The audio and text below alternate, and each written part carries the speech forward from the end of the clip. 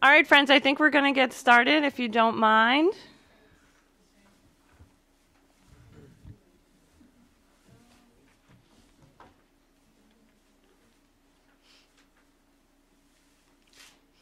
First of all, I'd like to say welcome and thank you to everyone for coming. We have some new faces tonight, which is great.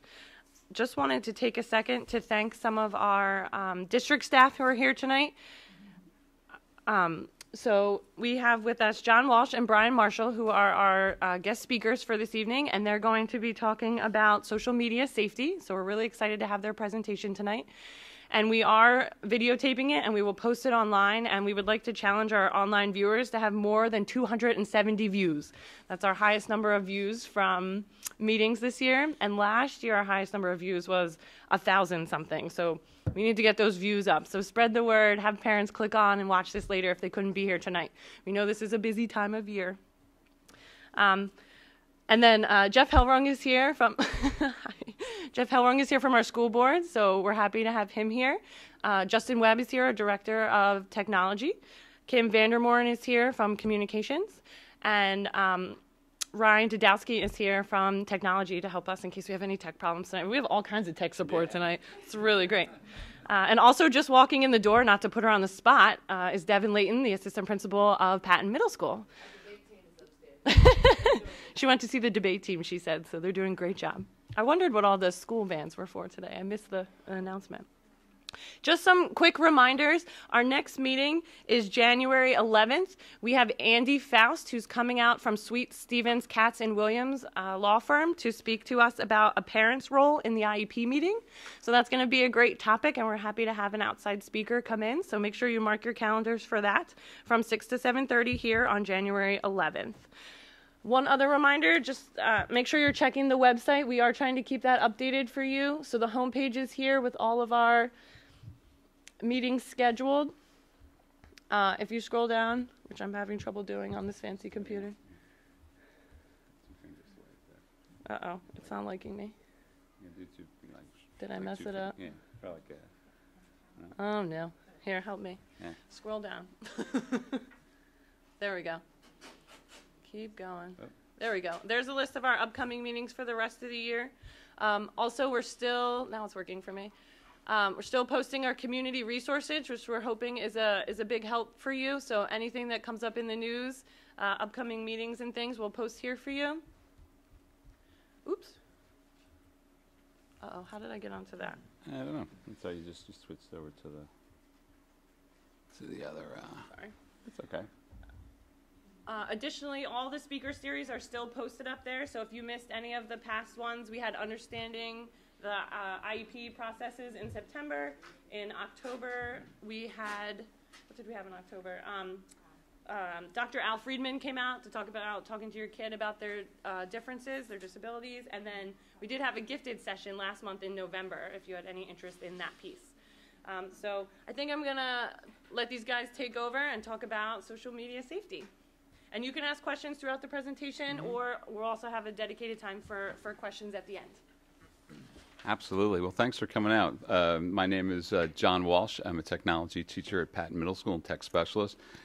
In my 21st year, excuse me, I almost choked on that, 21st year at Patton Middle School, and I'll choke on this, I'm a 35th year in education, so I've been around the block and regards many things to do with technology and computers. You have to turn it. See. Yeah, which one? Turn it on, Senator. The face. Oh, the face. There we go. There we go. All right. Great. And I'm Brian Marshall. I'm also a tech teacher at the middle school, and I have a digital citizenship class, which is probably part of the reason I'm here. And I've been here since '99, so I guess that's about 18 years. Yeah, not quite as long as you have, but good times. Yeah. So thanks for coming out. Thanks for U-PRISE for this. I think just a great opportunity that the program is such a great opportunity for parents. I'm a parent of three children, two adult age children, and I have a 17-year-old who was diagnosed with autism when he was 3. So I'm in the boat with many of you in terms of in terms of providing for your child and making the right decisions. And part of what Brian's going to talk about also tonight, you have 4 and a 7-year-old. Yeah. So Yep, he's on the coming other up, end of the so spectrum. That's right. Yeah. My children made it safely through digital times and digital age, and still are navigating in the digital world as 20-year-olds.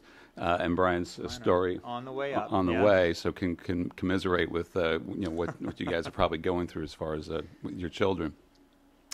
For sure. And I like the way you introduce friends. I like the fact you call your friends. Yes, I have a teacher who loves to call friend. Good morning, friends. So thanks for doing that. So we've done this presentation numerous times for our PTO, for our parents, at the middle school. We're actually doing a similar presentation for our 8th graders next week because we sort of call it 8th grade amnesia. As Brian mentioned, he does the 6th grade digital citizenship class, and in 2 years, the students seem to forget things, and we're a little concerned. We're going to have a little sit-down discussion with them about some social media safety and just in general some tech things that they need to be reminded about. And I apologize. I was just saying I'm a stand-up, walk around, talk guy, so I'm having trouble just sitting here, but I'll do my best. If I stand up, then jump up. That's why. So if you want to follow along at home right now, that's the presentation. It is on, I guess, on the website already. So you can go to Unionville Chadds Ford School District homepage and go to Special Ed, U-PRISE.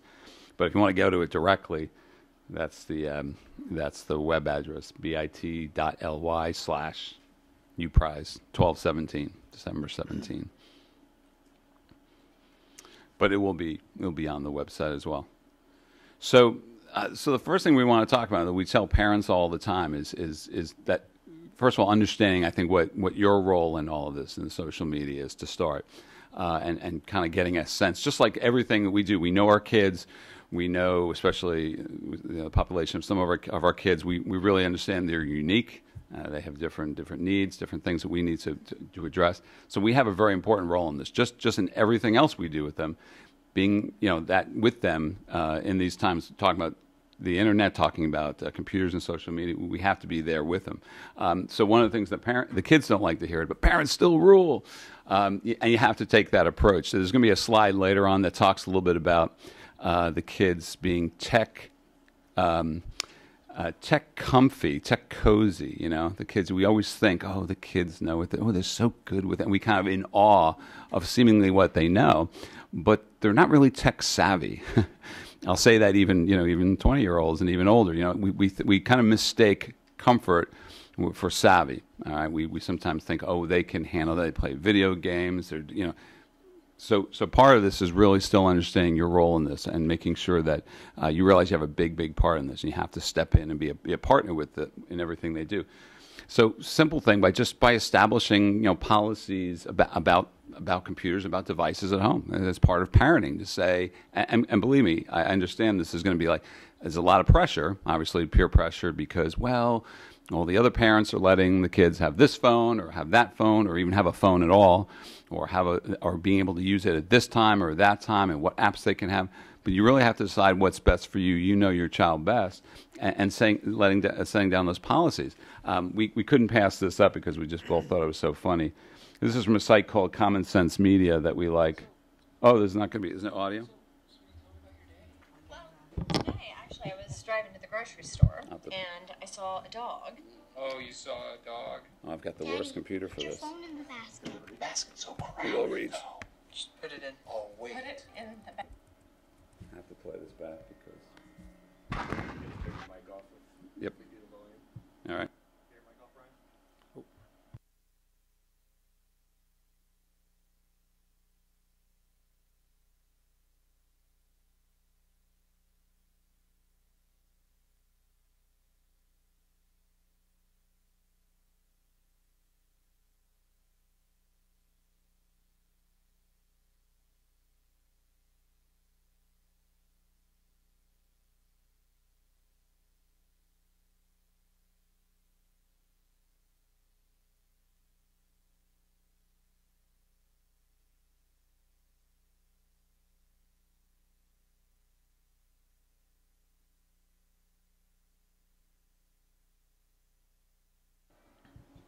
How's that?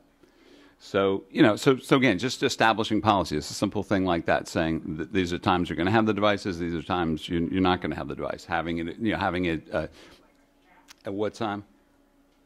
Is that still playing backwards? We can listen to the next one if you want. Never going to show that video again. Causing all kinds of problems. How's that? I know, it's Will Ferrell. We have to. How are we doing now? So, there we go. Yeah, no, you're good. So establishing those policies and those policies about when you want kids to have the devices and what they can do in the devices.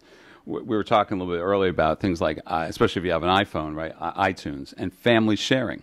There's a link at the resources page. We're going to talk about how you can set up iTunes accounts for your student so that you have the password as a family share program. So when students want to use certain apps, you are aware of when they're going to request the apps. In fact, the app comes to your account and says the student is requesting this.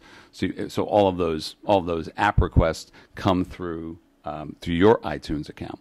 I would never, as a rule, give the student or encourage the student to have their own iTunes account. This is something Apple set up a while ago where to make this easier, to have this family sharing. You own the account. You can designate those family members underneath the account and then work with apps that way. So you really want to have a clear understanding of what's on the phone. We set restrictions on the phone. We set restrictions on devices.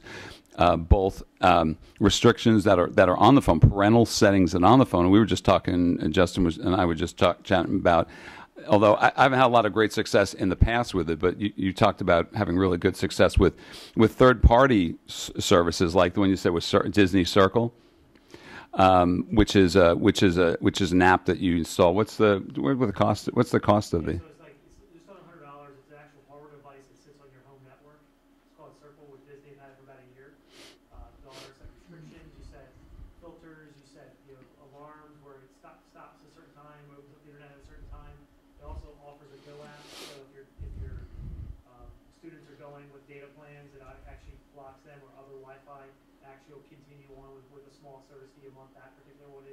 I bought it last year. It's a one-time cost for me. It was $84 for the special, and it works fantastic. People coming into my network, I can have them on a default filter without going to places they shouldn't go on my own home network. Fantastic. Right. Right. To look at what people are doing and blocking.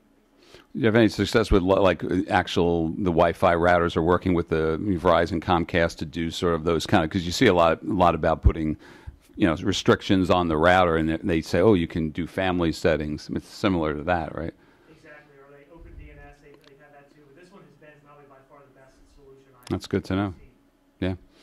So, find ways that you can set the proper restrictions. We're going to get to something in a second about this is all going to sound very restrictive, but we get to the final point. And also, the bottom line is if you choose to go down the route of having students to have certain accounts, you really need to have the passwords to those accounts. You do. You just tell your student this is why.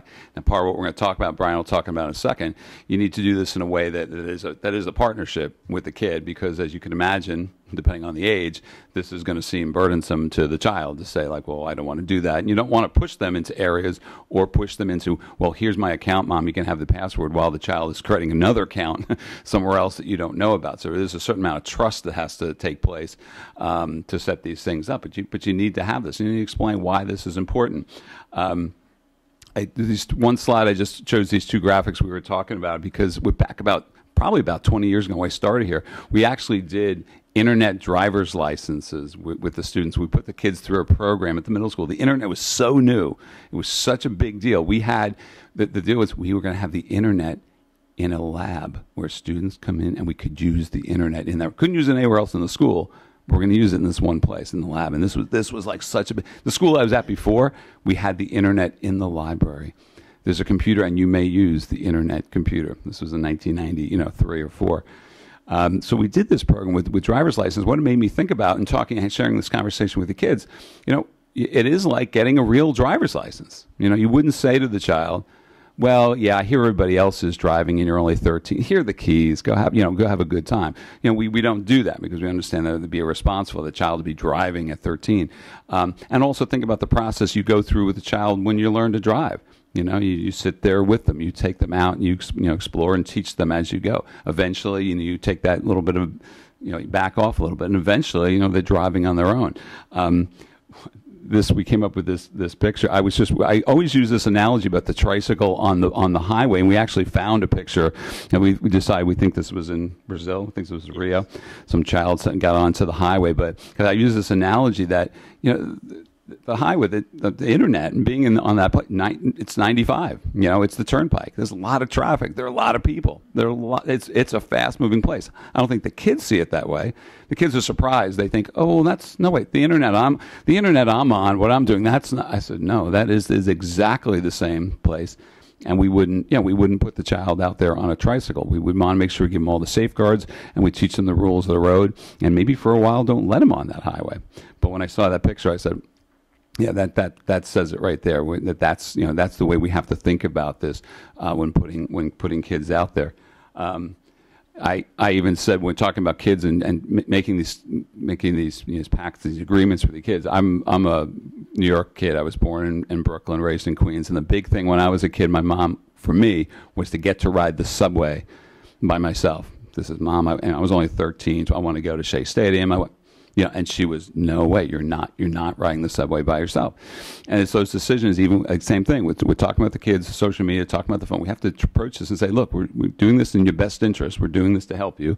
You're not going to let you ride the subway when you're all by yourself." But eventually, we ride the subway together. And when I finally got to ride the subway together, I couldn't quite help thinking that my mom was in the next car, maybe riding along with me just to make sure. But they have to take that same approach. That we've had these challenges all along through parenting. That we have to, and now just because I sometimes think, oh well, this is a kid's thing and everybody's doing it, we have to let that. It's really not the case. It's still we have the same parenting is involved with kids using devices.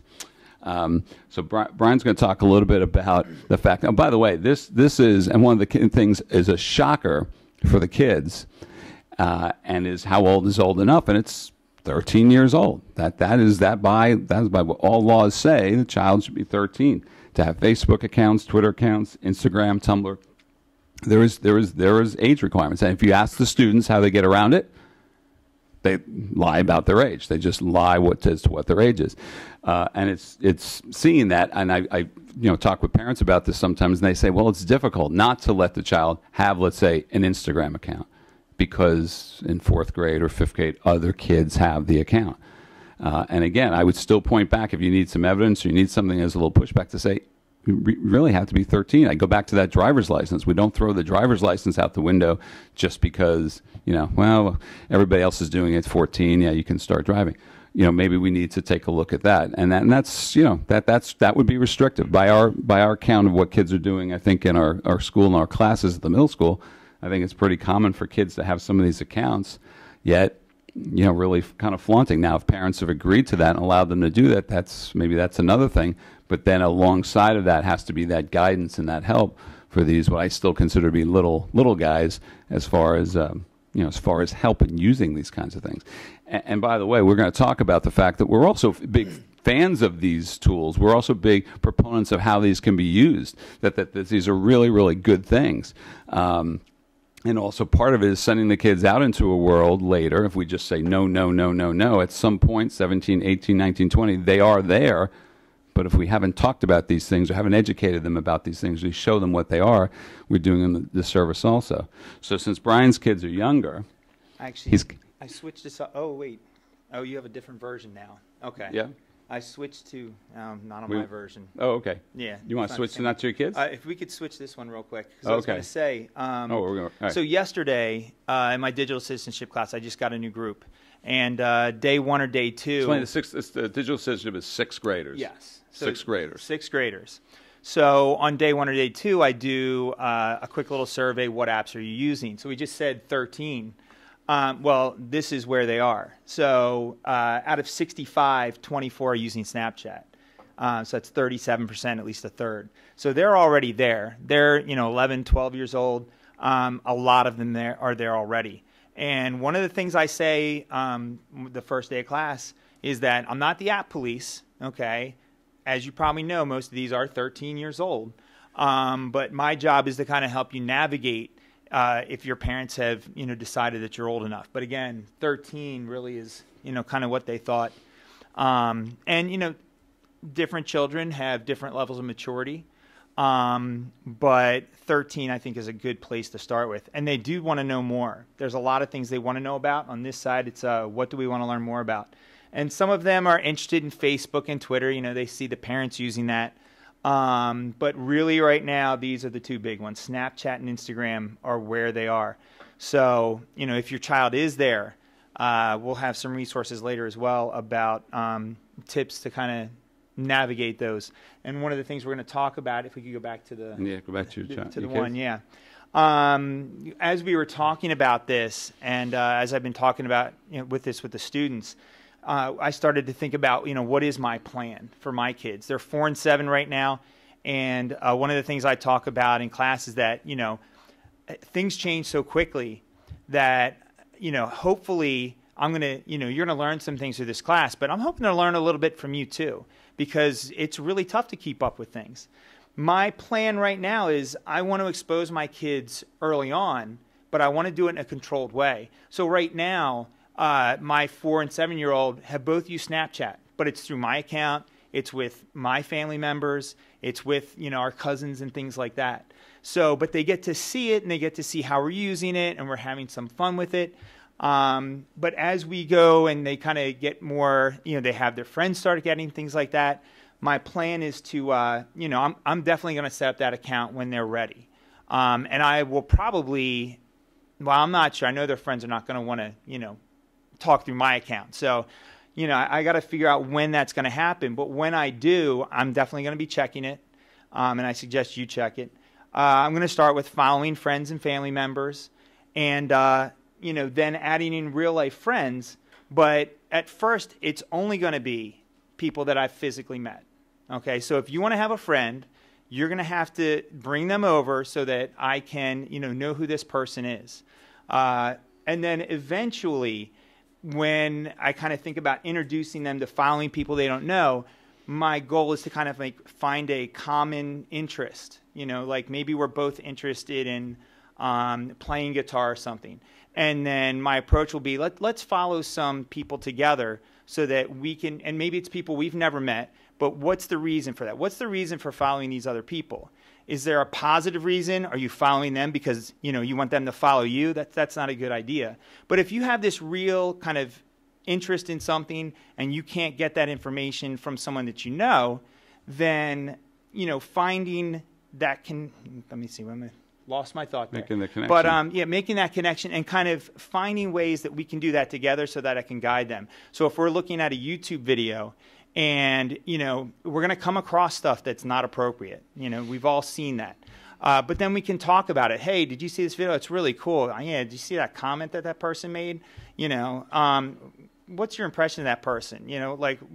Why would somebody say that? And just kind of talk to them about some of those things so that when they do get older and they're out on their own, because if we shelter them, until they're 16 or 18, they're going to eventually be on the internet. They're going to be using social media. And if they get to that point and that's the kind of first experiences they have, then they're going to be talking to their friends, and some of their friends might have graduated onto much more inappropriate places. And we don't want that to be their first experience with stuff. So I'm going to try to start younger, start through my account, and really kind of regulate things. Yeah, we talked about this because I have a niece who, when she turned 13, is what my sister did. She says, I want her to learn how to use Instagram, but will you be friends with her? And Aunt Mary and my wife, and she started with a small circle. Part of what we were discovering, Brian and I were talking about, that really the kids have not had role models about how to use this when you think about it, right? TV is pretty, you flick it on. Newspapers haven't changed. I mean, we understand how to use these things. But this is, in many ways, starts it's almost like the Wild West because there really aren't parameters. There aren't rules about how to use it.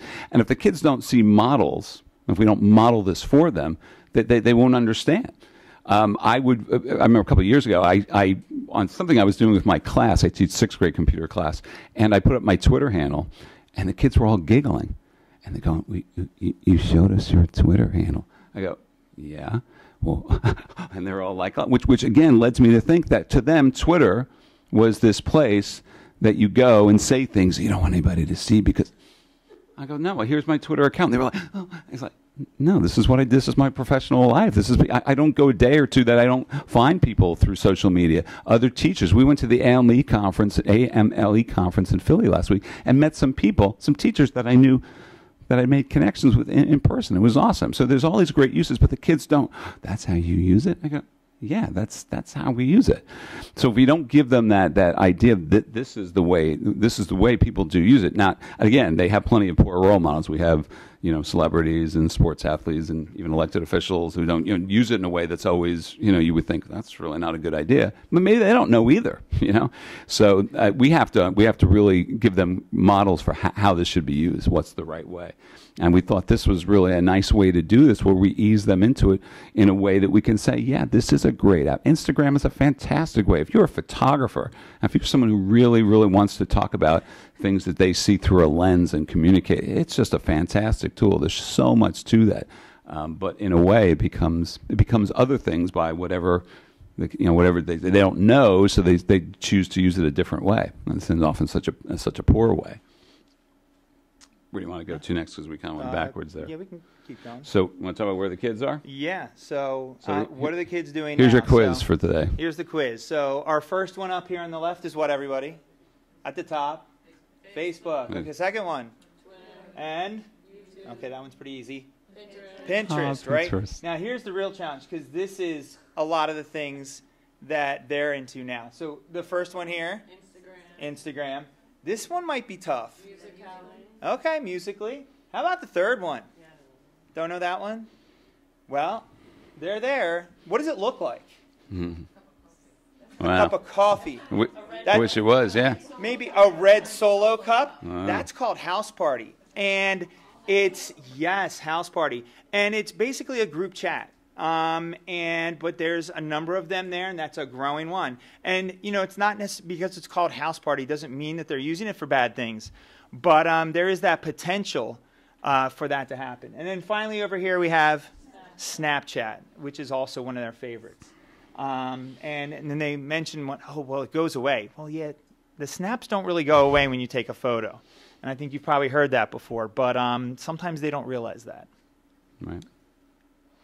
So getting to, yes, us versus them. I grew up, my first computer was an Atari 800.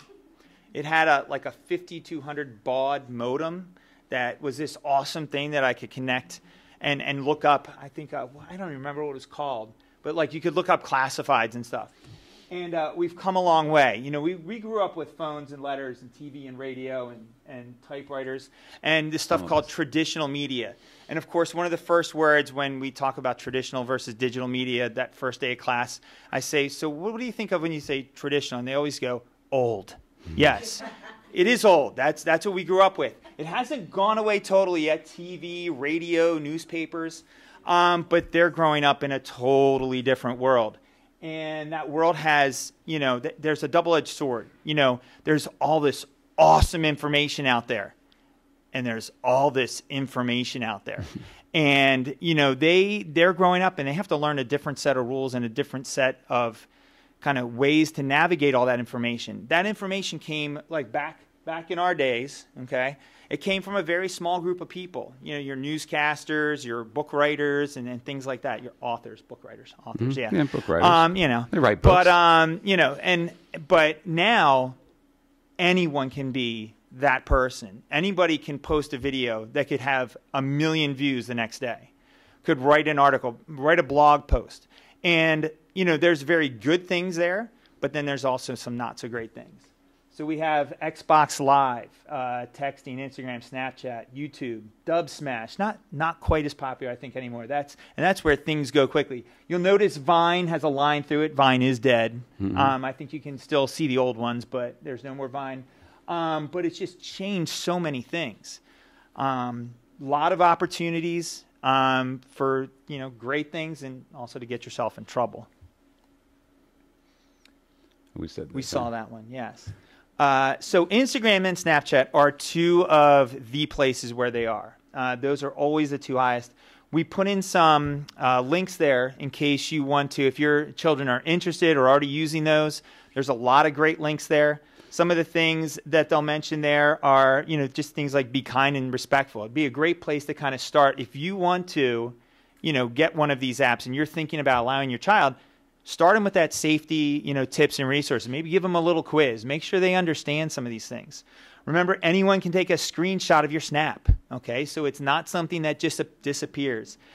Checking your privacy settings. And there's a lot of things there to help you out.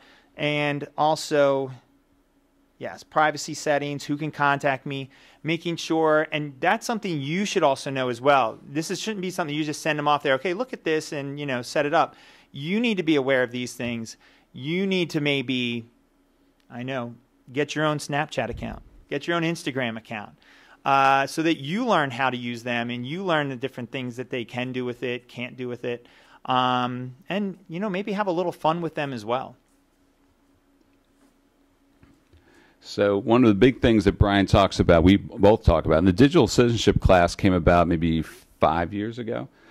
Yes. 4 or 5 years ago, because we realized that as much as I meet with the kids for computer class, I meet them for maybe a quarter of the year, spending time talking about technology in terms of how it affects their education, becoming better. We had to have that digital citizenship talk because this was the advent of 2007, the iPhone. So we realized, wow, we have to have more discussions about this, and we realized we didn't have time in the course of a regular computer class. So that's when we had this offshoot class. We had the class called Digital Citizenship. And even though we talk about it in all our classes, and we talk about it in computers, digital citizenship becomes the place to talk about. And digital footprint is really the one that we kind of really talked about with the kids the most, because, again, this is why we encourage you to talk to your kids about this, get an account, and show them both the value of this, because the digital footprint, sometimes obviously you hear about maybe the negative of it, right? Well, where your footprint will follow you forever. But there's a good connotation to that, too. There's a good thing that if you are out there in a digital sense, in any kind of public sense, that can be good. It can be, this could be your calling card.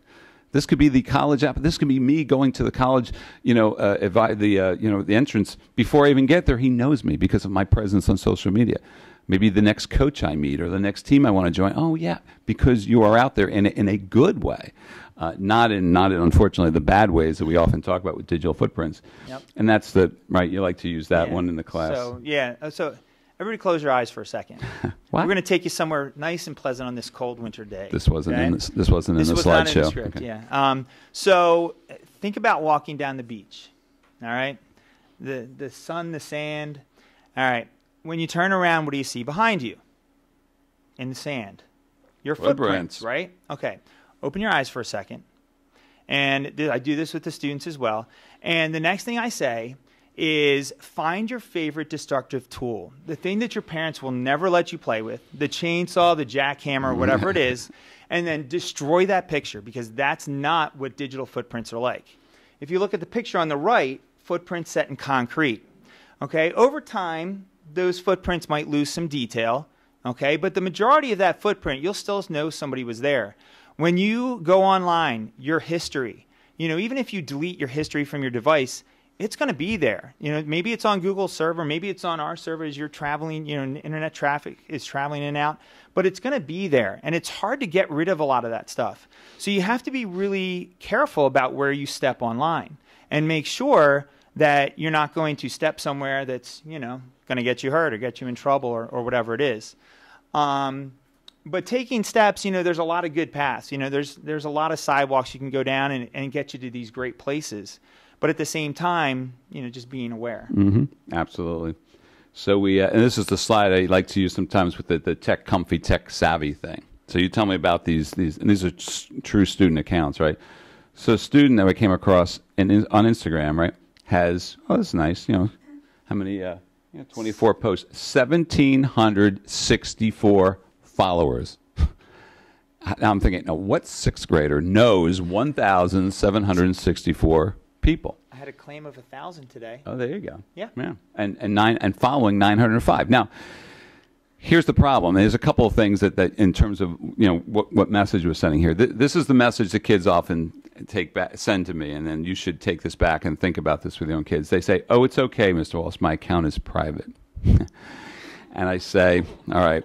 So first of all, your account is private if you have exactly how many followers? Zero. Zero. So get over it, kiddo. Forget private. Just unlock your account because it's not private. I mean, you should have a private account. I'm not saying that, but if you're going to do that, please don't be under the misconception that you're private. You're not.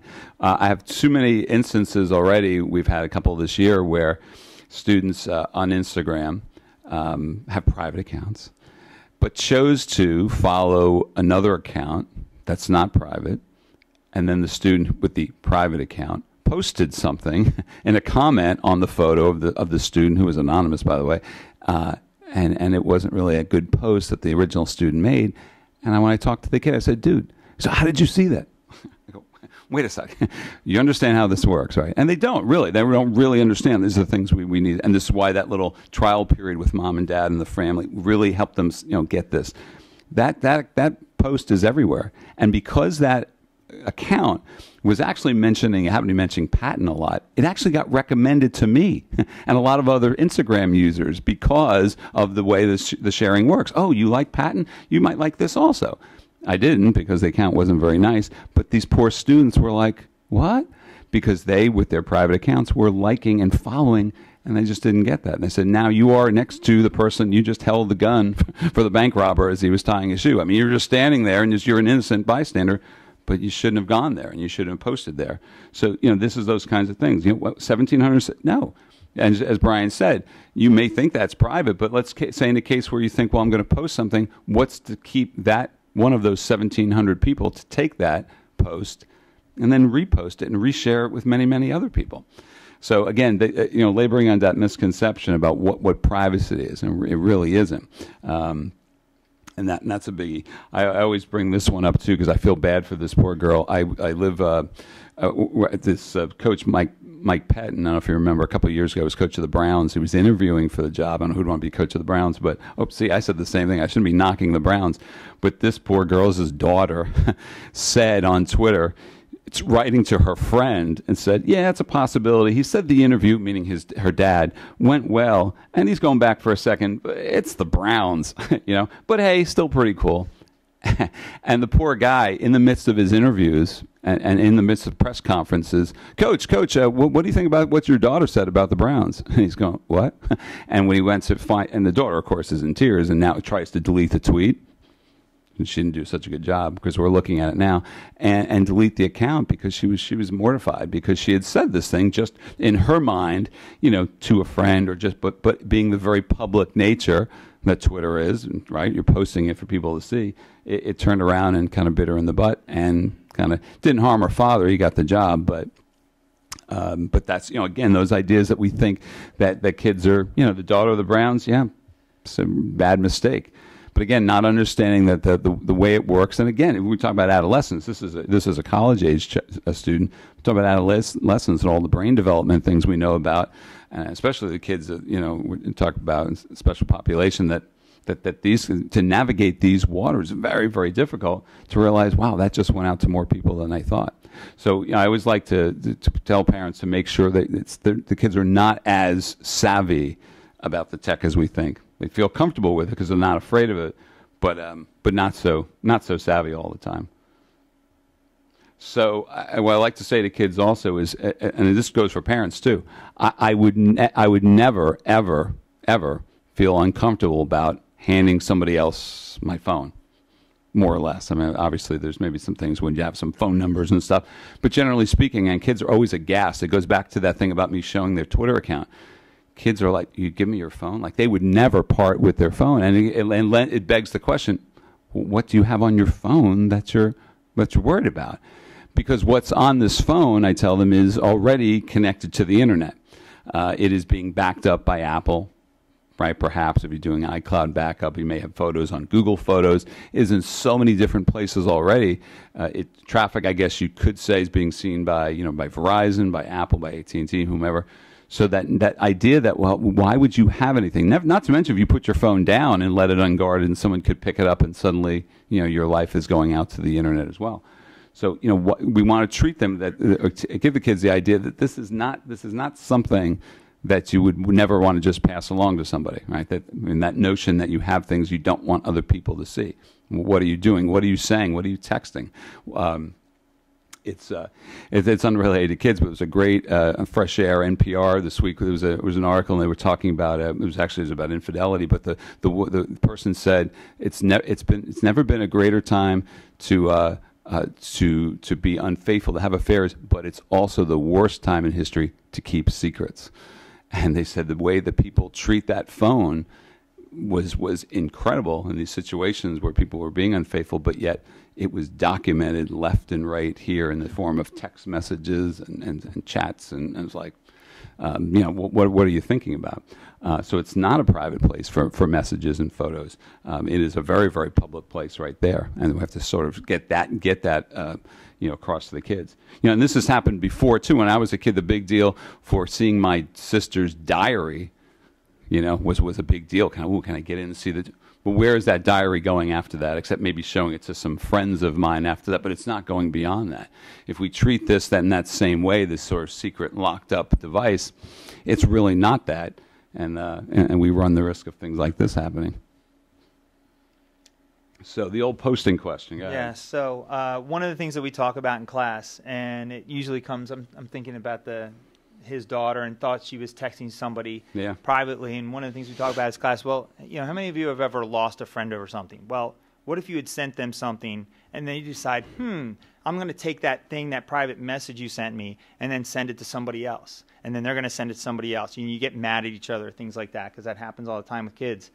And we watch a quick little video, and it has a couple of symbols, and some of the things that we get out of that is, if you are going to put something out there, you have to really think about it.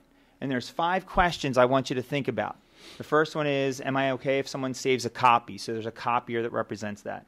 If I'm okay if someone shares my post with someone else. Is it okay if I put the post out there for the whole world to see? If somebody takes that post and I post online or about picking up my phone, or will I be okay if that post sticks around forever, if it's permanent? And if you can't say yes to all those, I'm okay with all those things, then you really need to think about what you're posting. Are there times where you might have to post something? You might have to send a text message to somebody where it might violate one of those. There might be times, okay? Maybe somebody forgot the password to something. Your mom needs the password. You got to send her the password. It's not something that you would post online, but you're sending it to someone that's trusted, and there's certain situations. But if you really can't answer yes to those 5, you need to think about it, because you never know if at some point down the road somebody's going to pick up your phone or whatever it is, and it's going to get out there. Right. And these are the kind of things, like I said, this is unprecedented in terms of what we teach kids about, because this is all new territory. You don't say things. We always talk about, well, why would you post it? Would you say that to someone face to face? And they often go, well, no. I go, well, if you wouldn't say it face to face, why? At least if you're saying it face to face, it's between the two of you. You could say it offline. And he's the only person that hears it in the whole room. It could have been terrible, or something you don't want anybody to hear. No one's going to hear that. But once it moves to somewhere like this, then it becomes another story. And as Brian said, once you start talking about those rules, you need to change that. You need to change that mentality about what kids say, and it goes back to them just not knowing that that's what a social media app is for, or that's where the comments section of a blog is, or the comments section of a newspaper online. About really thinking about what you're saying and how all of these things could happen. So in class, we talk about this a lot. And one of the things that I do, a lot of the activities we do, I use something called Padlet. And when we start the activity, I say, okay, this page is open to the entire world. It's public. I could set it to private, but I set it to public because I want you to start thinking about your posting or what you're doing and who you're representing. And we talk about, I ask them, who are you representing? They're like, oh, myself. Okay, who else are you representing? You. Yeah, you're representing, who else? The school. So as they're kind of doing that, we're thinking about all the things that can make a post positive, like what kinds of things would we not do? And some of them still put in all kinds of crazy things there. A lot of teachable moments. But, we relate it back to, well, okay, what does that comment say about you? What is that? It's part of your digital footprint now. What does that say about you as a person? If I've never met you before, what is that post when you say, oh, that's stupid? Well, okay, what kind of person would say that to someone else? What do you want it to say? Because there's a huge opportunity here to make a positive impression on others. And then, we also, though, in thinking about that, making that impression on others, you hear about that curated image, like kids are putting out stuff out there to make themselves look good, and then they're comparing themselves to those images. So we also have to think about, does this really say everything about a person? And that's an issue that is tough for them to understand sometimes, that, but wait, all this stuff is true. That's what this person is like. Yeah, but are they posting all the other stuff, all the bad stuff that's happening, all the other just regular everyday? Their life is not, winning a lottery every day and going like these exotic places. They have a lot of time where they have this normal life as well. And if we go to the next slide. Oh. So 2 of the examples I use are these live? Can we go 2 students I've had. I think they were. Yeah. So we have Nick Tuchek here, who's a current 9th grader, I believe. Yeah, 9th grader.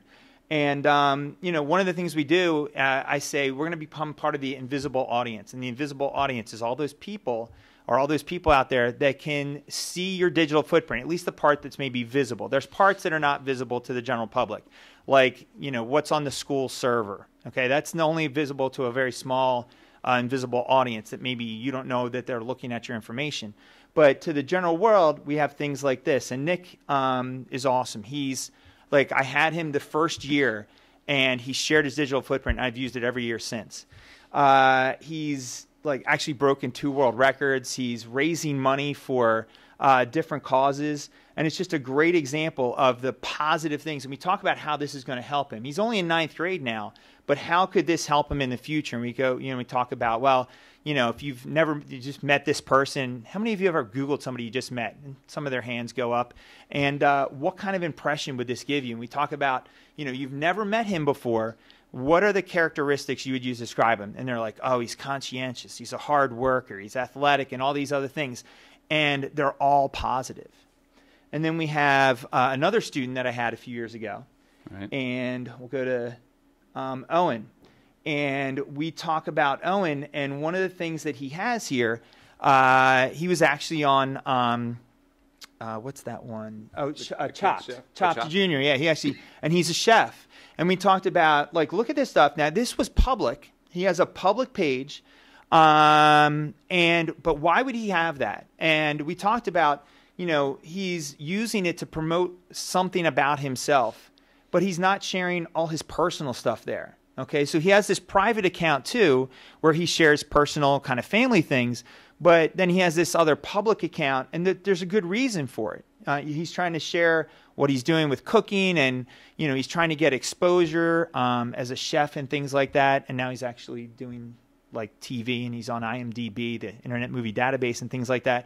But there's, for this public part, he's actually has a good reason to maybe promote some of that stuff, but he's very careful about what he puts in there as well. He's not putting all the personal things that right. We worry about kids, especially younger kids, posting out there for other people to see. These are kind of like the models we need to find. When I talk about models for ourselves, for the kids, because that's what they need to see first. Because otherwise, their first impression is what kids just make up and decide they're going to do, and do the, I would say, inappropriate things all the time, but just unwise things. We're doing this 8th grade presentation next week. I told you it's not really a presentation; it's a conversation with the kids, and we decided we were going to name it the presentation. Some of you are making some terrible decisions online. Oh, and by the way, we can all see it. That they really don't see that, and they're going to like, what? But they can see this. And this, to me, if these were the things that you would see first as a user of social media or any kind of tool, I'd say, oh, that's what it's for. Imagine if these were the only examples, and then the kids would follow us, and those other examples would be just terrible, be frivolous, but that's unfortunately that's the way sometimes it is, especially with tech, with things changing so quick. It gets adopted by certain people, it becomes popular, and certain things become faddish. But it's like anything else. If when the internet came in 20 years ago at our school, we were very, very careful about it. We think about what the wonderful resource it is, and does it have all these little sidetracks? Yeah.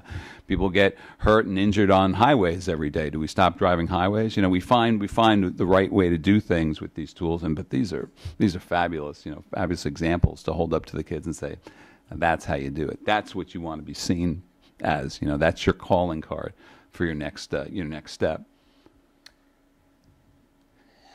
It's hard to follow up that one. Well, Oh, here's what some of the yes. things the kids said. I did a little, I talked to them about, hey, you know, I'm going to be talking to the parents, and what would you like to tell them? So here were some of the things they'd like you to know. I'm okay, because I know. Mom. Yeah, Mom, yeah. Don't worry, Dad. I'm okay, No, Mom. Dad, yeah, okay, yeah. I guess Mom. I don't know. Yeah, Mom must be worrying Mom or must be something, I worrying don't know. more, yes. Just because other people do it doesn't mean that we will. You know, I know I had one girl ask me, can you talk to my mom about me getting on Snapchat, please? And I said, well, you know, that's a very personal decision. But why don't you talk to them and talk to them about why you want to and how you're going to be responsible and how you're going to make sure that you don't fall into some of the traps that they do. And don't use Snapchat. And yeah, Snapchat, I told her that you might want to start with something like Instagram, not Snapchat, because with things disappearing from their view, I don't know how you're going to build that trust. Follow your child on the same app. That was their suggestion. Follow your child on the same app. Make sure you know when your child is getting an app. When your kid tries to get an app, make sure you get a message to approve it, kind of like you were talking about with iTunes. iTunes. Some of them said if you deny your child an app, they might just go use a friend's app, and that is a truth. You know, they might, you know, they're going to be exposed to this stuff. Talk about peer pressure to get an app with your child. And then, hi, Mom and Dad, we love you. That's what they wanted to end with. They just wanted to say, hey, Mom and Dad, because they thought moms and dads were going to be, they just wanted to let you know that they loved you. It wasn't necessarily related to that, but. Well, that's a good Love, point. yes. How are we on time? Are we like question time or are we? So some of the things we just put in here, some of the resources, and we'll add some of those other. I'm going to add that what Justin was talking about, the circle, the Disney Circle, as a way to. We came up because we do things with our the middle school. We have a one-to-one Chromebook program, so we do some filtering and monitoring with a software called Securely. But this Disney Circle could be something to look at for the again for the phone. I think that the key to this though is setting up getting an account. Be familiar yourself with these accounts. Get in, jump in, and find out what they're about. There could be good conversations to have. You are going to fight with kids about saying, "Well, I don't want you to use Snapchat." And personally, it's not my favorite. It's because it just sounds, as we said, it's sort of based on the idea that the message that you send will no longer be viewable. Brian and I, we play with it occasionally, and we go, where do our messages go? Because we're used to seeing texts, and we don't want to go back. And it just leads you to think what everybody thinks is, why would you want something where it's going to disappear? It just lends itself to thinking, okay, I can do this, until kids find out that, yes, you can, snap the chat that suddenly went away, but now I still have it. Not to mention it's still on servers. Even Apple's talked about it being deep somewhere in the phone. It's just a terrible premise, right? And it goes against everything we talked about earlier, that we should be very conscious about why we post. Why would you post something that you would want to disappear? Unless it was just frivolous, but if it's not, why are you saying it in the first place? But Common Sense Media is a nice site. We use it a lot with the kids, and we use it a lot at school in digital citizenship. That's where the Will Ferrell video came from. But just also a lot of good, some ratings on apps and ratings on movies, and just all kinds of good how-tos. And then just go right down the line to YouTube and Instagram. Facebook, not have to worry too much about, because the kids probably don't use it much, despite Nick using it, because they see it as something that the parents use, and unfortunately that's a bad feeling about any of these, because when you talk about something like Nick and the way he's using it so positively, there's probably a lot of other things that we could use it for. I was going to say, I think some of them mentioned maybe in the high school that might be more popular. Facebook Coming back in? Facebook and Twitter. Some of their older brothers and sisters, they mentioned, use that. Right. Yeah. Oh, absolutely. It's the first thing both my kids did when they went to college. They got on Facebook and they found friends. They found kids who were going to be in the same dorm, and they were checking for roommates. And it was just, it was a great connection tool. I mean, I'll be the first to say it. We try to do good things with our website and getting. I'll tell you, Facebook is just, because it's part about being where everybody is, right? So if parents are there, and it's not saying that all parents have to be there. I think the whole point about communication is you want to get the message out everywhere so that people can get it where they're at. but Facebook, in terms of we'll post a picture of the football team just standing there, not even playing. They're just standing there, and it'll get like 3,000 views, because whatever, parents are excited about, and they're sharing it and passing it along. But so these are good tools. But again, those are the positives. The kids are very surprised to hear Patton has a Facebook account. Oh, you have a Twitter account? What? We do have an Instagram account too, and we try to post photos, and the kids are there. And the kids like it. And they like the photos, and and again, the thought was we did that because we want to engage them there and say, yeah, this is how you do it. There's Charlie the Hawk. There's the kids at the Kennet Community Services today with the food drive. Show them the positives of what we're doing. And occasionally the kids will post something stupid, and I'll delete it and I'll talk to them, and they'll invariably say, "You saw that?" I said, yes, and here's how Instagram works. So this is why we have to have these conversations. Savvy, not really. Okay, they think about it one way, but then don't. The other side of their brain, this part of the brain's not quite there yet. But those are resources for all those, for a lot of the apps that we found the kids are about. And I'll add. So this is just the live presentation still, right? We'll post this on the U-PRISE website under the speaker series. You'll be able to click on the December presentation, and this will be there, and the links will be live. And even if you jotted down the link at the beginning, I'll make the edit to it, and through the magic of technology, that link will appear there. So I'll put some of the other things we talked about, the Circle app, or the Circle device. Not really an app, right? It's the device, the Circle device. But get a basket. Get a basket. I like the basket idea.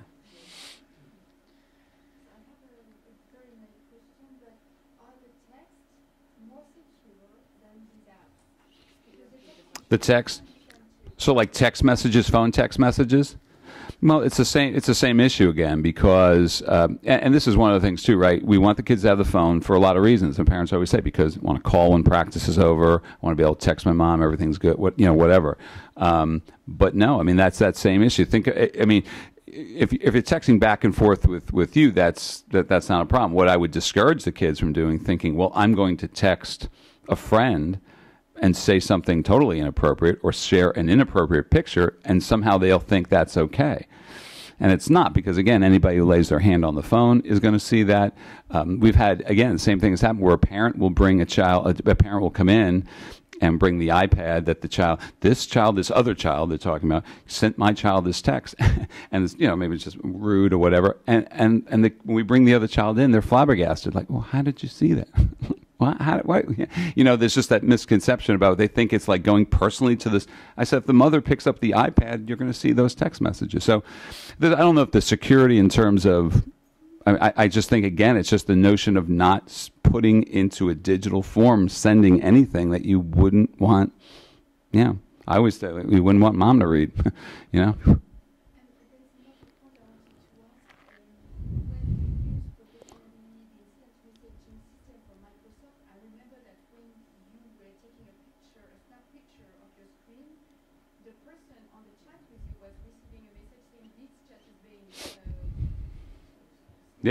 Yeah.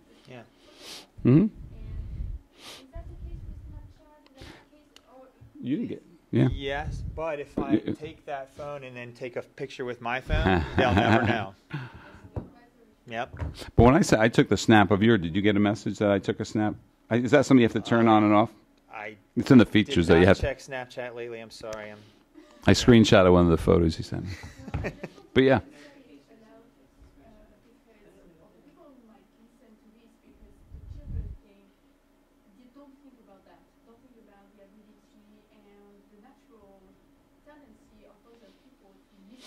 Right.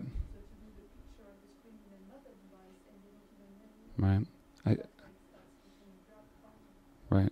I think the question comes back to just why are you saying what you're saying and worried about being snapped or being photographed that you shouldn't be. And that's why I say, unfortunately, we've gone down a wrong path with it to a point where we need to. But I feel like a lot of things, even with the internet, with technology, it often goes that way, and then somehow we can reel it back in so that it becomes more. I think. Unfortunately, though, the kids have gone down that path a little bit because that's the only model they've had. That's the leadership they've had with it. Hmm? I have a sixth grader, just went to Parental. Right. And there's no age for getting, like, when do you get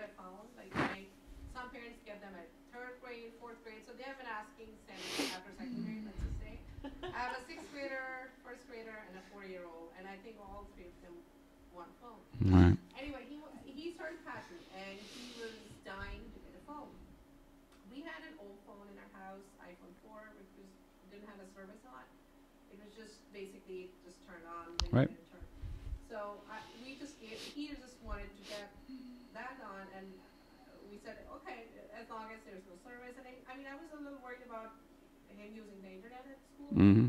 He has a PCA all day, so I know Mhm. he won't have time Right. to go on the internet. So what is he actually lost that phone. It was just like, we wanted to see what his responsibility level is, and he lost the charger in school somewhere and the phone. So I have to go and dig up the lost phone. But what is the right age, right time? Because right now he's under peer pressure because he wants to do Right. the same thing as the other kids are doing. And when I give him the phone, like, how do I teach him all this? You know, I can't just teach him in one day. How do I teach Right. him that when you text something, it has to be appropriate? Tell him, listen to Mr. Marshall, first of all, pay close attention in class, both his class and my class, because I'll have him in class, I'm sure, too. I don't know. The problem is with the phone, especially because the phone's become such a different thing now. It's really not a phone. Steve Jobs talked about that when the iPhone came out. He called it the internet connected device or something. He had some other name. It's a phone. It's an internet connected device. It's an iPod. You know, it's no longer the phone. Once upon a time, I remember telling parents, just give them a basic phone that doesn't have, not a smartphone, but that's gone. Verizon, they don't want to sell you anything but a smartphone. But I think you know, you have to make that decision based on two things. First of all, do they really need a phone for communication? Some parents want them to have it because of pick up after practice and all those things they want. I mean, and I get that. There's some you know, about having the phone for that reason. But after that, the peer pressure is tough. I'd say don't succumb to it myself.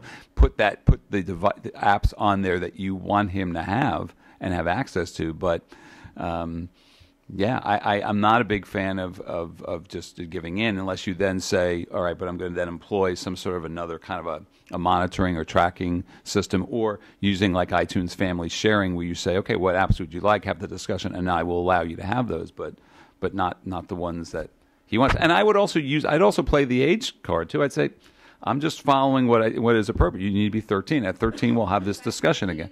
13. I mean, that's what all the laws say. That's what the app developers, they say. It's funny how Instagram will say in there, Yep. how do you report when a child is using it that's not 13? You know, I don't know how well they monitor that, but It's so funny. He made an Instagram account in school while being in school when he just started 4th grade. I don't know how he did it. He didn't have an email address. I don't know how he was able. And there are people who are following him. We just told him not to use it, but Right. I was surprised how he made it in school while he was in school. I don't know. Yeah. Well, that's I where. have a 9th grader and an 8th grader, and neither one of them have their phones. And I know that the minute I get them a phone, it's going to cause more stress Mm-hmm. and more responsibility. And I don't want to be a policewoman. Right. And I don't want the responsibility of checking all this out. So it's just not something I'm even willing to consider. Right. Need a phone. But You know what? Surprisingly, they really are not up my tree about getting a phone. I think they would like it, but I don't have. Right. They have coaches and they have friends, and in the very small time that they need to get a hold of me, they can borrow their friend's phone. right. They're never left alone somewhere that I think they're in danger. And I just don't want that responsibility of checking all this stuff. But this conversation has to happen at some point, because they will have a phone at some point, as we were saying. So we have to have that. 13 and No, no. 14, Doesn't have to be. Yeah. they Yep. don't need it. But these conversations still, especially if you choose to allow them to have the phone. Again, that's why I think that peer pressure is a big part of it, just saying, and with that carte blanche comes all the apps and all the things that all the other kids are doing. But, you know, it goes back to the subway rides. It goes back to the bicycle on the highway. I mean, you know, my mom didn't let me go on the subway. That was that. But you still want to prepare them for, if you're going to have these things, what exactly is, you know, showing them those positive models, showing them what they can do with it, and for good. Make it be that college, that winner for that college application one day, rather than those kids who get, kicked out of Harvard or get, off the acceptance list because they're, acting like idiots in full. We were talking about before, standing almost, I tell the kids too sometimes, you're standing on the cafeteria table at lunch and telling the whole cafeteria, you just posted it here. In fact, you're doing it worse. You're selling to the whole world, but they don't see that, but they need to know that. Because they don't want to, there's a line from I forget what the movie was. It might have been the math movie about the math teacher in L.A. With the underprivileged kids. I can't think of the name of the movie. You know the movie I'm talking about? Taught calculus. He's really and basically, look it up on your phone. Stand and deliver, right? So he said the question was, they said one of the kids, I'm not worrying about you, messing up now.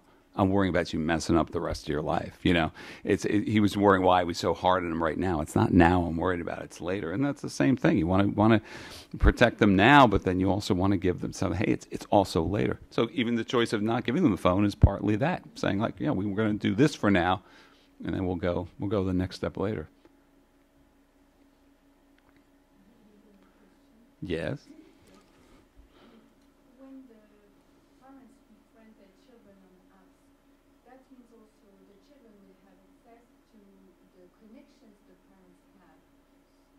No, with the family sharing. No. I'm talking about, for example, they're on Facebook, we are on Facebook, and we befriend one another. Saying that I'm barely on Facebook because I still don't understand where my boundaries are. I still have tons of things popping on my screen. I have no clue where it comes from, so I introduced it. But I can see that some things I see on my screen, I would not want my child, any of my children, to see that because I'm friends with them and I'm friends also with the other people. Right. So how can we befriend them and not expose them to our own adult network, which we do not control? We have friends who do that and we have friends who do whatever and have no limitations on Right. Facebook's a little different story, probably. Yeah.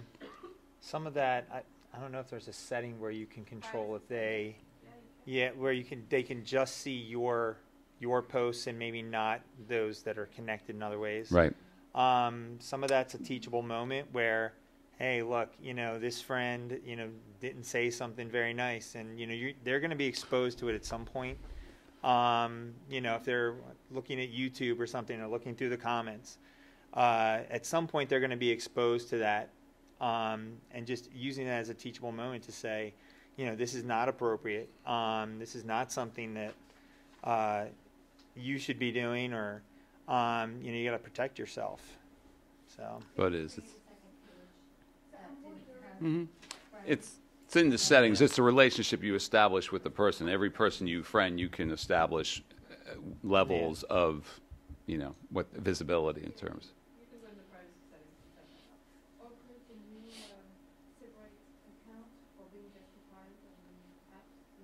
and then only You could. family or something.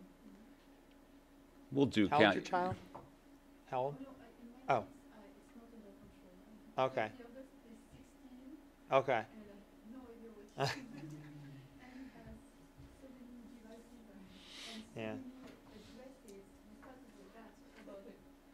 I think I have at least 5 or 6 email addresses, and explaining how both my children were.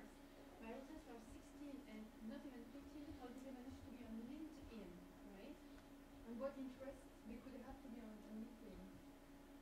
So they are everywhere, and sometimes I have suggestions by the apps to befriend my children. Okay, why are they here? I never loved that, So it's not even for me that I'm asking the question. Okay. Yeah, I'm doing it. Yeah, I haven't looked at it too much yet, but Facebook does have a new, basically for 6 to 12-year-olds, like a Facebook. I forget what they call it. Do you remember? Basically like a Facebook for kids, where they can friend you, and you can kind of have this relationship. I don't know how it's going to take off if kids are going to see that, because I'll tell you, the 6th graders, they have no interest in Facebook really, in actually being there. They have an interest in learning more about it, but that's where my parents are. I don't want to be there, so they want to be everywhere that they're not. And that's part of that idea that's their perception, again, of what it is. Oh, Facebook, you're doing, real things and adult things and useful things, and we're going to do silly and stupid things. I said, no, I do good things on Facebook. I do great things, professional things on Twitter, on all these things, Instagram, follow fantastic photographers and artists. So again, that's just perception, and that's their feeling of, oh no, this is what this is for. Is there a way when kids delete text messages for you to restore them so that you can see them? No, An app or Verizon can help you out. I don't know if the carrier can help you, right? Because that's not really. Asking for a friend. asking for Susan's here. I know that they can tell you the number, like, I don't know if they can retrieve the text message, that's a different level, but I know from experience they can retrieve the numbers and the times. You can't get the text message. Yeah. You can't get the text. And I think it's a pretty limited time, too. There's something I heard about called like mirror or something that you can put on your phone, that you can see your phone and mirror to your phone. If it's linked to your iAccount, can you see the messages through iMessage? You might be able to if you go to two things. If you in iCloud, depending on how you is it an iPhone? It's an Apple phone. So if you go to iCloud.com, you can see, this is where it's backing up. If you're using its backup, I don't know if it backs up text messages, but if you logged into messages on your computer, but remove it from here, does it remove it from both streams? Like you can actually use your computer, the app to text from. You can actually text from your computer, but I don't know whether the. It doesn't remove it. Now, if I still have it set up that way, remove from here does not remove it from here. So if you had that stream there, I was going to say also you could go so far. I'm not sure how you would do. It would be in the restore of the phone too. I think if you restored the phone, but that's kind of. If you set up a separate Apple ID and use that on their phone, but also have it send it to your other devices for iMessage. Well, so when you get you can get text on iMessages on your phone, but then you can also have it sent to other devices. Yeah. So now you wouldn't want to use your same one, because then I think it would send your messages to their phone, which you probably don't want to do. But if you had a separate one, I think you could set it up on their phone and then have it also send it. So you'd be able to see, send it to multiple places. Yeah, that's an Apple question. Yeah. I wonder if you guys recommend an app called Moment. Do you know about that? Nah, It might be a resource for parents. It tracks phone and internet usage, how long you've been on, and even where you've been on. It's free. It's called Moment. I was just looking mine up, and I'm averaging like over the last 6 months, an hour and 5 minutes for all my use. This is internet and your maps and all of that. That seems reasonable to me. Well, it does do. But the thing about the child is, if you're like I noticed with my daughter, she'll say, "Well, you're allowed time, so many hours." But she doesn't really know. But if you have Moment on your child's phone, you just open that up, and it'll tell you how many hours today, yesterday, average over the last 6 months, where. Right. So I haven't vetted it. I'm not. I'll add it to. Well, so I see it's on the App Store, but it doesn't do so it's not like the Disney where it's not actually giving you controls, but it does show you data on numbers, stats. How much time? Yeah. So if that's part of your rules. What would be Plus what apps? Time they're on. What would be interesting is a class project and ask the kids to download this app and then come back in a month and let the kids really see how much time. Yeah. That's a good idea. You just gave him a good parent idea. permission, Yeah. Just send it home, get parent permission, and And then you could equate it to what could have been done in that time, like what that time equates to. I think a lot of kids are, 8, 10 hours average. Oh, sure. A day? Yeah. I use Data Ally. It does the same thing. There's only one A in the middle, though, to track how much time my 2-year-old is on my phone. No judgment. How's it know it's not you and you cuts off after 8 hours? I'm not on YouTube, and he is. Likes to watch Mickey Mouse and trucks. Another suggestion I have is we use Norton Family, Mm-hmm. and that gives you the controls, it gives you the ability, it also gives you, they have to request. Any app, the request comes to you. They can't go on. You can set all of the settings, including YouTube. So it's going to look for, certain words. We've been very specific. We don't have it just on the devices. We also have it on our network at home. So that way, anywhere our kids take a device, even if it's an iPad, which I think sometimes people think iPads, or even any of them, it doesn't have to be a phone. It can be any device can get on, or they can get onto a friend's device. So when friends come over to our house, if they have a device, they can't get on to our server without the code, and then our Norton Family covers that as well. Mm-hmm. So Where do you get Norton Family, though? Is that it's just like Norton Nice. antivirus, like a Norton is the name of the company, antivirus, so it's called Norton Family, and we just downloaded it on everything. Right. but if it's not downloaded onto the child's phone, It is. No, but let's say Johnny comes over, and Johnny hasn't downloaded Norton. Right, but it's on our network. It's just on the But network. how do you get it on your network? I think that's my question. I don't know, my husband's a Sorry. Okay. He's pretty tech savvy. Okay, last question, and then I'll wrap us up for tonight, just to be respectful of everyone's time. Just a quick question about, could you comment about what happens when colleges start looking at the footprint of students? Yeah. That's going back to where you want to have. I want to be Nick Ducek. I want that to be all out in front of me. Are they really thorough? Are they really looking at the error? How many colleges are doing that? All of them. All of them. And if they're not, I'm going to point them to it. Yep. I'm going to say in my resume, in my college letter, I'm going to say, look, here I am. Think about it as like a job application. I would also, talk about hiring people in jobs. We do it when we interview people. We Google them. We look at their Facebook profile even as adults. Oh, I want it all out in front of me to say, here's where I am. This is me. This is this is my life right out here. You can see. And I think some of them have pretty sophisticated software. It's not just somebody like Googling their name and trying to randomly find things. They have software that will do that and kind of dig down and see what's out there. So there's not much that escape those cookies. I don't know, but I would just Why put it out there? I would just Why put if it's anything not out out there, you don't have to worry about it. And Yeah. once it's out there, it's out there. It's out Yeah, there. and it's hard. And kids are going to make mistakes. How they deal with that. It's usually if hopefully they're not making the big mistakes right away. Teaching them early on and even if it's not teaching through their own mistakes, but looking at mistakes of other people. This is one of the reasons why I'm so concerned if you have this is because we see these kinds of things happening, and not everybody's doing that. There's a lot of people that are using it for great things, but we just want to make sure that, you don't do something. I do something to Mr. Walsh here, and it's in the physical world, and, it only goes so far, but if I do that online, We always on use the the camera. feathers analogy. Like, you can't get the feathers back once you No. left the trail of feathers. They're Yeah. gone. They're gone. Speaking of all this, I just wanted to mention the Screenagers showing that's going to be happening. I don't know if you've heard about this. It's on our webpage, our UCFSD webpage. It's going to be at the Jennersville YMCA next Tuesday, December 19th at 6:30 p.m.